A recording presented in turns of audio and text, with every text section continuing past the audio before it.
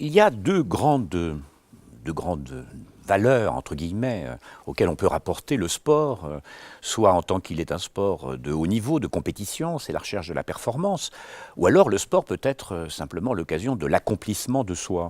Est-ce que vous ne trouvez pas d'abord que dans notre société, le dépassement de soi, sous toutes ses formes, est devenu la norme, et l'accomplissement de soi est un peu laissé de côté? Est-ce que cela n'est pas un facteur, n'est pas un élément qui participe à faire que nous sommes dans des sociétés finalement très peu apaisées? Comment peut-on être apaisé avec cette logique de la compétition, avec cette loi de la jungle déguisée en dépassement de soi? Oui, je ne suis pas sûr qu'on soit dans des sociétés apaisées, justement, à cause de l'expression dépassement opposée à l'expression accomplissement. Je pense que le dépassement de soi explique les substances qu'on prend pour se dépasser, dépasser son corps, dépasser ses possibilités, au-delà des limites.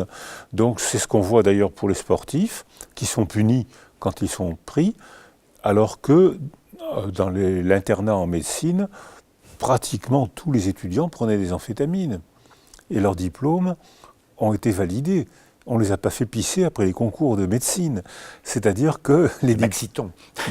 C'était le coridrane, c'est un dérivé du maxiton. C'est-à-dire, mais il est en vente libre. Et la plupart des étudiants, un très grand nombre d'étudiants en médecine, votre serviteur aussi, prenaient du coridrane en vente libre pour améliorer leur performance.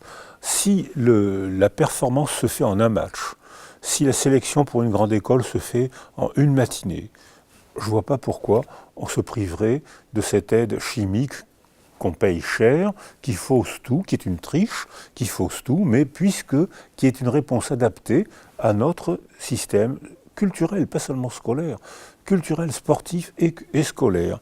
En revanche, si la sélection se fait, comme de plus en plus de pays le font, sur toute une vie, tous les jours au travail, tu devras montrer tes compétences. Dans chaque relation, tu devras montrer tes compétences. Dans chaque match de football, tu devras montrer tes compétences. Alors à ce moment-là, c'est pas sur un jour, c'est pas sur un match, c'est tout le plaisir d'une vie. Et là, la drogue n'existerait probablement beaucoup moins.